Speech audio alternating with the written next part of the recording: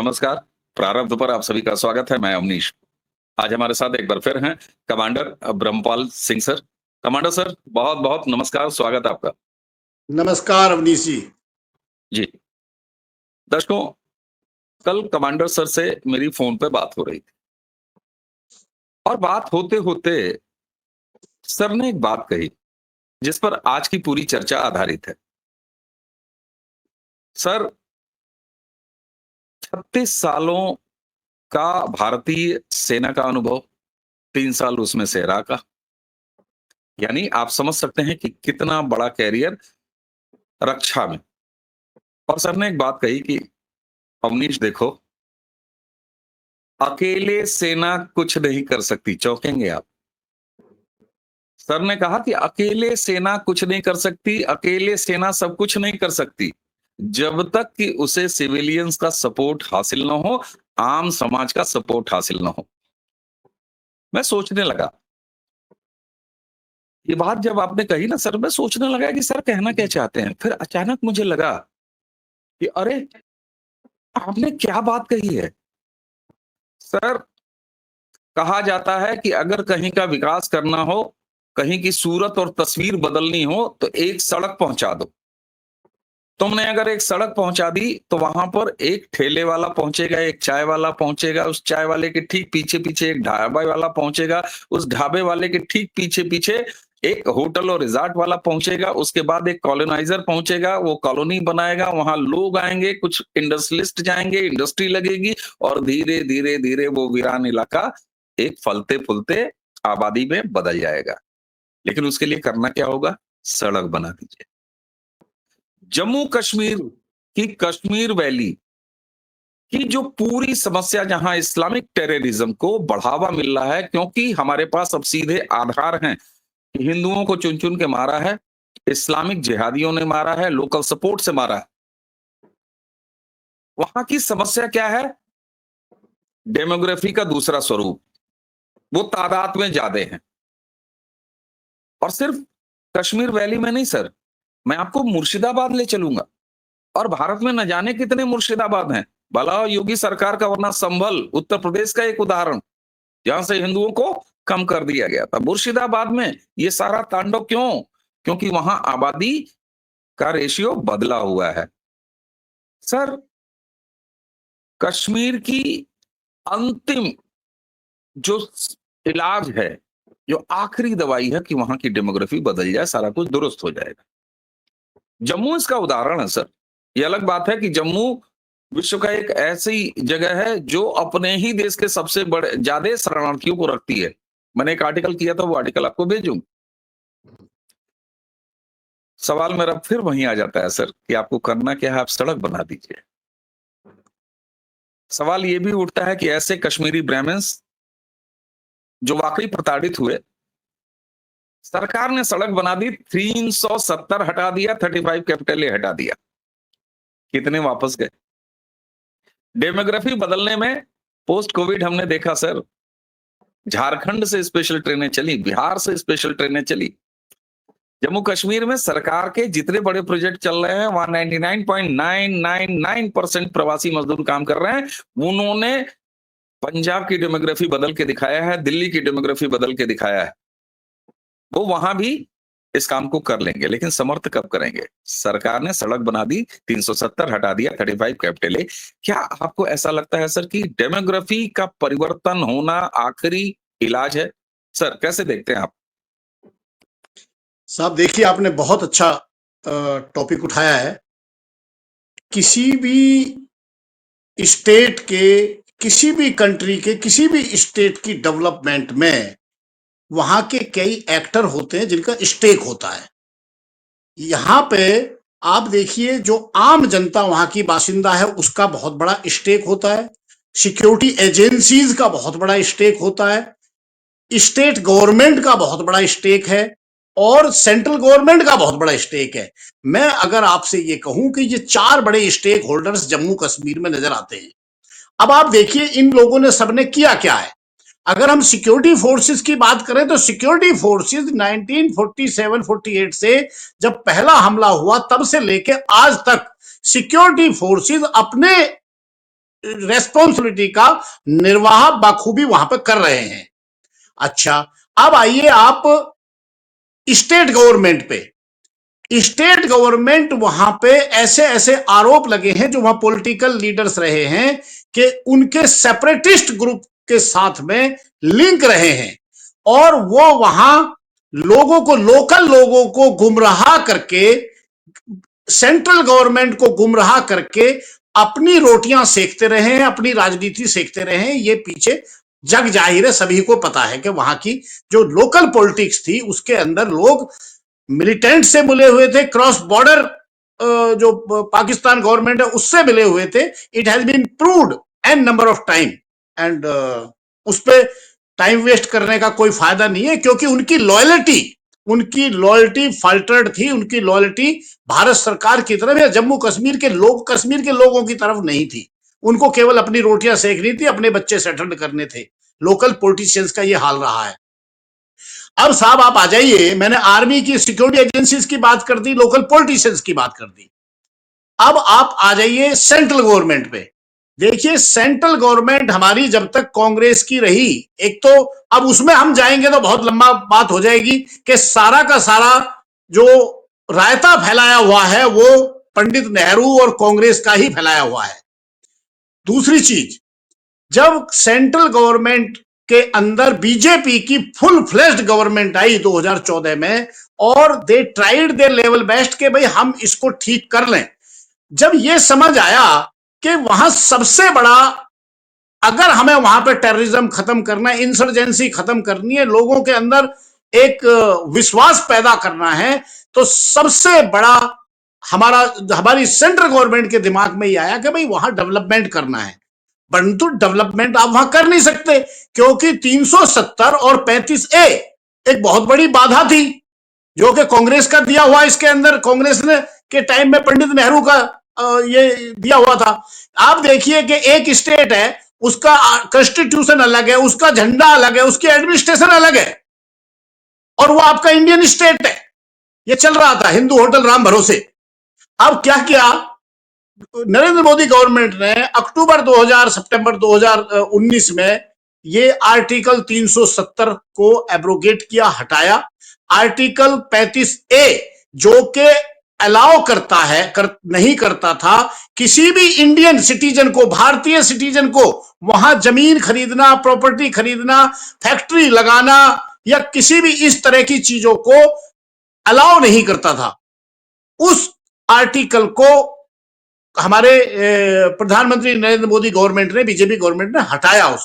उसको हटाने से यह हुआ कि भाई वहां पे देखिए, स्टेट गवर्नमेंट ने जो अपना काम किया है वो बहुत अच्छा काम किया, जो 77-78 साल में कोई पहले की गवर्नमेंट नहीं कर पाई, कि आप इस आर्टिकल को हटाइए और वहां पे लोग जाएंगे, पूंजीपति जाएंगे, फैक्ट्री लगाएंगे, रोड बनेंगी, डैम बनेंगे, फैक्ट्रियां लगेंगी, लोगों को काम मिलेगा, खुशहाली आएगी।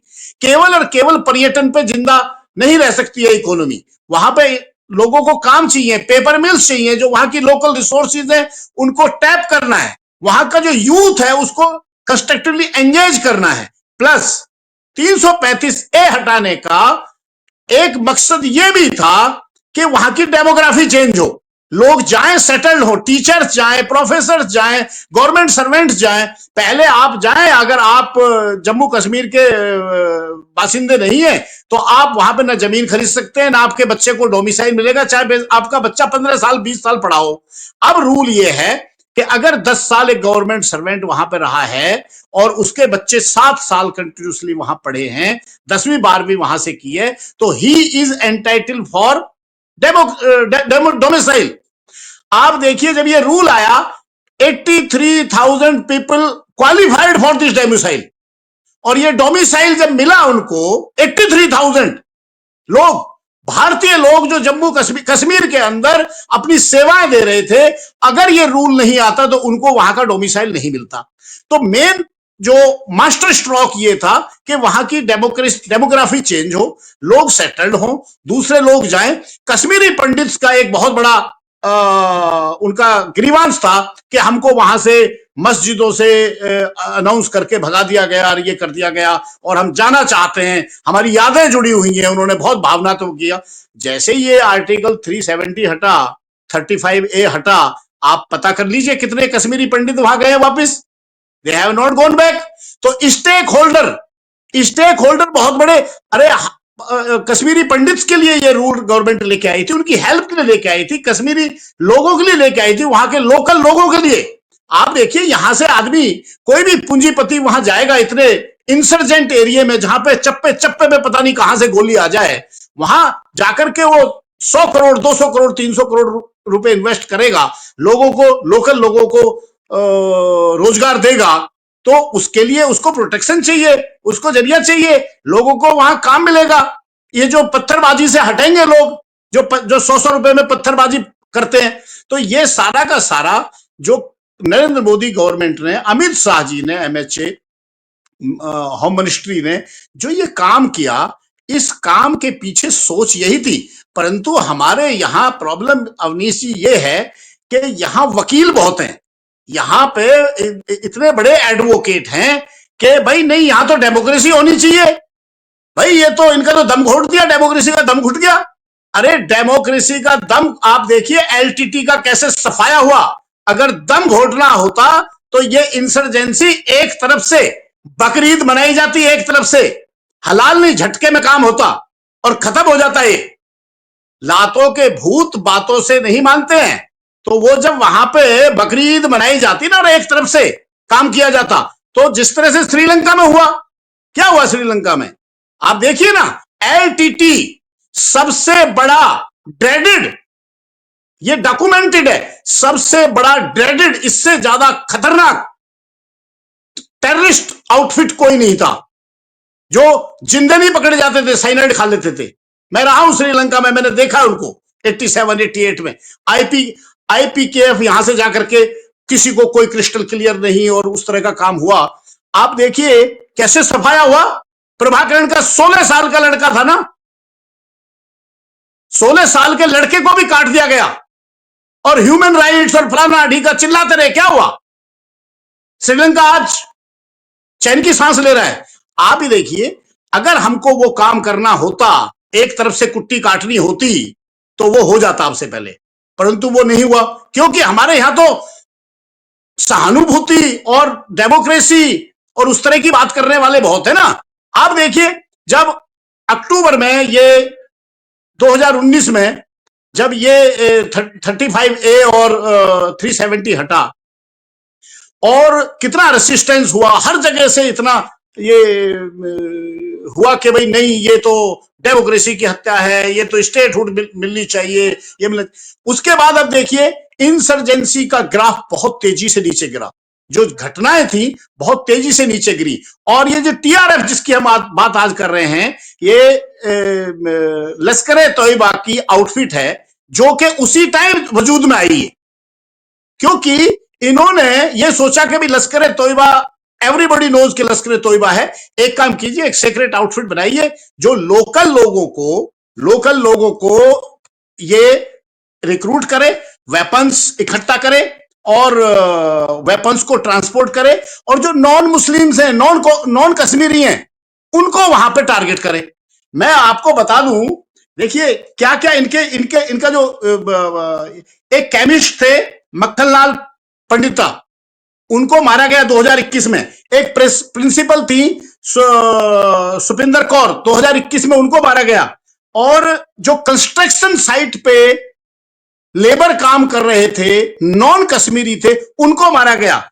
और जो रियासी पिलग्रिमेज अटैक हुआ था 2024 में, वो भी नॉन मुस्लिम्स के ऊपर हुआ था, वहां पे नॉन कश्मीरीज के ऊपर हुआ था। आप ये देखिए साहब, हालांकि हमारी सिक्योरिटी फोर्सेस ने भी बखूब जवाब दिया। आज सिक्योरिटी फोर्सेस की वजह से वहां पे ये एक्सिस्टेंस में है कश्मीर। आप देखिए, जो बाबर कादरी था, एक कश्मीरी एक्टिविस्ट था, जो कि अमन चैन की बातें करता था, उसको इन्होंने मार दिया 2020 में। तो एंड इनकी क्या है कि दे यूज बॉडी कैमराज यूज करके उसको फिर पोस्ट पर डालते हैं कि भाई ये इस तरह से किलिंग की हमने। ये सारा का सारा खेल साहब, अब इसमें फेल ये जो 4 एक्टर मैंने बताए कि डेवलपमेंट होता, वहां पे अमन चैन होता, इसमें एक जो लोकल आवाम है, सेंट्रल गवर्नमेंट का मैंने आपको बता दिया, सिक्योरिटी फोर्सेस का मैंने आपको बता दिया, वहां के पॉलिटिकल लीडर्स का मैंने आपको बता दिया, जो वहां की पब्लिक है, आम जनता है, आम जनता वहां पे ये चाहती है कि यहां पे डेवलपमेंट हो, लोग आए और इस तरह का यहां वो हो।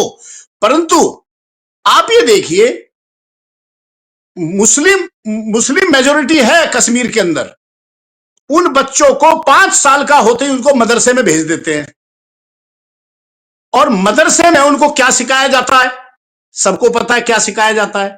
आप अपने शो पे आप लाइए, एक सलीम वास्तिक हैं, x Muslim, he is staying in Loni, आप उनको लेके आइए, he is x Muslim, and वो आपको बताएंगे कि मोहम्मद के कारनामे क्या थे, इनकी कुरान में क्या लिखा हुआ है, हदीस में क्या लिखा हुआ है। ये जो इस्लाम से बात हो रही है, मेरी वास्तविक भाई से बात हुई है, और बहुत जल्दी प्रारंभ आप बात कीजिए। प्रयास। मैं आपको ये बताना चाहता हूं कि लोगों को जिस तरह से सलीम वास्तिक भाई लोगों को आगाह कर रहे हैं और बता रहे हैं कि भैया ये जो आपकी कुरान बनी थी, जो मोहम्मद प्रॉफिट साहब ने बनवाई थी, वो अपने रूल करने के लिए वहां बनवाई थी, उनको जो चीज सूट करती थी वो उन्होंने उसमें लिखवा दी। आप यहां हिंदुस्तान में छोटे भाई का पजामा, बड़े भाई का कुर्ता पहन के और वो साफा बांध के आप शेख बनने चले हो, और वो कह रहे हैं कि यार तुम्हारे जो पूर्वज थे वो श्यामलाल, रामलाल, वही मिलेंगे आपको, आप ढूंढ लीजिए उनको, थोड़ी अकल लगाइए ना, अपनी बुद्धि तो लगाइए।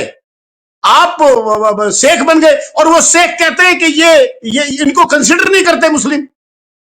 जो वहां पे जो शेख हैं उनके भी पूर्वज हिंदू ही हैं, परंतु वो इनको कंसिडर नहीं करते, इनको बाहर बोला चप्पल उतार के आओ, बाहर बैठो वहां, ठीक है जी, they are treated like that, and ये कहते हैं कि नहीं वही हमारे। सहानुभूति इनकी देखिए आप, जब तक इनके माइंड सेट में ये जो इतनी बड़ी फौज खड़ी हो गई है अनपढ़ लोगों की, इरेशनलाइज लोगों की, रेशनल यूज नहीं करते, अपने दिमाग का इस्तेमाल नहीं करते, मदरसे में जाते हैं, ये लंबी लंबी दाढ़ियां रख के वहां मुल्ले बैठे हैं, वो उन बच्चों को इस तरह से ब्रेन वॉश कर देते हैं। वो कहते हैं कि भाई इस्लाम और बस पाकिस्तान, रह रहे खा रहे हैं, यहां बात पाकिस्तान की करते हैं इनके। मैं आपको बता रहा हूं अवनीश जी कि जब तक आप देखिए, उन्होंने एक बड़ी बहुत अच्छी बात कही है कि जितने ये पीर मजार बने हुए हैं, ये सारे के सारे वक्फ बोर्ड ने फेक बनाए हुए हैं, जबकि सऊदी में नहीं है ऐसा, ये आपको इंडिया पाकिस्तान में मिलेंगे। और बना दिया, एक ठिकाना बना दिया, एक बंदे को बैठा दिया, उसको तनख्वाह दे रहे हैं, जितना चंदा आ रहा है वो वक्फ बोर्ड में जा रहा है, और वो वक्फ बोर्ड से लोग मर्सिडीज में और बीएमडब्ल्यू में घूम रहे हैं ऊपर वाले लोग। और ये जो बाकी नीचे पब्लिक है, जब तक मुस्लिम के दिमाग में ये नहीं आएगा कि ये मदरसा जो डॉक्ट्रिन है ये आपका भला नहीं कर सकता, आपके बच्चे का भला नहीं कर सकता है, ये जो जन्नत में जाकर के 72 हूर मिलेंगी, ये जो चश्मा चढ़ाया हुआ है इनके दिमाग पे, अरे आप आज यहां जिंदगी जी रहे हो, यहां की जिंदगी आपने नरक बना रखी है, अपनी भी और दूसरों की भी, और आप वहां जन्नत और 2 गज की बात करते हैं कि वहां जाकर के हमें 72 हूरें मिलेंगी। तो आप सलीम वास्तिक को लाइए, एक्स मुस्लिम कम्युनिटी जो ये चला है, ये जम्मू कश्मीर के लोगों को, वैली के लोगों को, मुस्लिम कम्युनिटी को ये समझाना, उनका ब्रेन वॉश करना, उनको बताना बहुत जरूरी है। ये एक मोमेंट चलाना बहुत जरूरी है कि भाई आप किस चीज के लिए लड़ रहे हो, आप क्या कर रहे हो, why are you helping terrorist group, आप क्यों टेररिस्ट ग्रुप को, आप गवर्नमेंट को हेल्प कीजिए ना, आपके लिए फैक्ट्री लगाएगी, आपके लिए रोजगार खड़ा करेगी, आपके लिए यूनिवर्सिटीज बनाएगी, हॉस्पिटल बनाएगी, आप कहां है मदरसे के चक्कर में पड़ गए। तो सारा का सारा जड़ कहां है कि वो जो मदरसे वाला जो काम है। अब जिस आदमी के पास देखिए साहब रोजगार नहीं है, उसने तालीम हासिल नहीं की रोजगार की, वो क्या करेगा, उसको 100 रुपए मिलेंगे, बेटे एक काम कर, 1 घंटा पत्थर फेंकने, बोले जी ठीक है लाओ 100 रुपए दो, फेंकाऊंगा 10 पत्थर। आप समझिए, जो जो सर्वाइवर हैं, अभी जो 22 तारीख का अटैक हुआ पहलगाम में, आप देखिए उनके पोस्ट सोशल मीडिया पे और नेट में आ रहे हैं सब जगह। वो कह रहे हैं कि भाई जो लोकल लोग थे, जो घोड़े खच्चर वाले थे, उन्होंने हमारी बहुत हेल्प की, उनमें 2-3 बेचारे मारे भी गए। तो क्या है कि जनता सारी बुरी नहीं है, बट उसमें कुछ लोग ऐसे बुरे, इतने बुरे हैं कि वो उनको भी अपने साथ लगा लेते हैं, उनका भी ब्रेन वॉश कर देते हैं। बिल्कुल सर। सारे मुस्लिम खराब नहीं है, सारे मौलवी खराब नहीं है, परंतु ज्यादातर वो क्या करते हैं, उनका टारगेट क्या होता है कि जो लोग सही डायरेक्शन में सोच भी रहे हैं, उनका भी ब्रेन वॉश करके ये चले ना जाए, ये इस्लाम से ना चले जाए, मदरसे से ना चले जाए। और ये जो मेंटेलिटी डेवलप की है सेपरेटिस्ट की, हिंदू मुस्लिम डिवाइड करने की, और हिंदू तो काफिर हैं और हिंदू तो ये हैं आपके दुश्मन है, ये जो मेंटेलिटी है, इस मेंटेलिटी को आप ब्रेन वॉश करके आप लोगों को सही चीज समझा करके, मुझे लगता है कि मिलिट्री एक्शन के साथ साथ भारतीय गवर्नमेंट ने जो डेमोग्राफी वहां की चेंज करने की कोशिश की है, वो बहुत बड़ी पहल है। डेवलपमेंट होगा, वहां लोग जाएंगे, बसेंगे, वहां पे एक बैलेंस होगा, पावर का एक बैलेंसिंग एक्ट होगा, वो करना बहुत जरूरी है। और वहां नहीं, देश में और भी जगह है ऐसी, जैसे आपने नाम ली, कैराना हुआ, चाहे संभल हुआ, मुर्शिदाबाद हुआ, यहां पे बहुत जरूरी है। परंतु हमारे ही पॉलिटिकल सेटअप में आपको ऐसे लोग मिल जाएंगे कि जो मुर्शिदाबाद को अपना वोट बैंक मानते हैं, और मुस्लिम्स की समझ में अभी तक ये नहीं आया है कि आपका इस्तेमाल केवल और केवल वोट बैंक के लिए किया जा रहा है, कोई आपका रहनुमा नहीं है। नरेंद्र मोदी गवर्नमेंट ने जब रोड बनाई है तो क्या केवल हिंदुओं के लिए बनाई है? आप देखिए, क्या हिंदुओं के लिए रोड बनी है? उसके ऊपर पूछा जाता है कि भाई आप हिंदू हैं, मुस्लिम हैं, आप क्यों चल रहे हैं उसके ऊपर? तो लोगों के भेजे में, इनके जो भेजे में जो ये मदरसा भरा हुआ है, इनके भेजे से निकालना है। अब नाउम्मीदी है सर, है नहीं कुछ, वो खाली है। और इसीलिए मुझे लगता है कि जब जो जगह खाली होती है उसको छाते से भरा जाता है, तो वो गोल मुलम्मा जो ऊपर ये चढ़ाते हैं, मुझे लगता है कि यही वजह है। और सर आपने जिस तरफ बात को उठाया है, मुझे लगता है कि यही अकेले कश्मीर नहीं, जहां-जहां आपको समस्या है, चाहे वो मुर्शिदाबाद हो, संभल में, उसका आप जीता जागता उदाहरण देख रहे हैं कि संभल में एक ऐसी सरकार है, उसके रहते हुए रिस्टोरेशन का काम हो रहा है, तो आपको आपके कुएं भी मिल रहे हैं, आपको आपकी बावड़ी भी मिल रही है, आपको आपके मंदिर भी मिल रहे हैं, आपको हर चीज वापस हो रही है।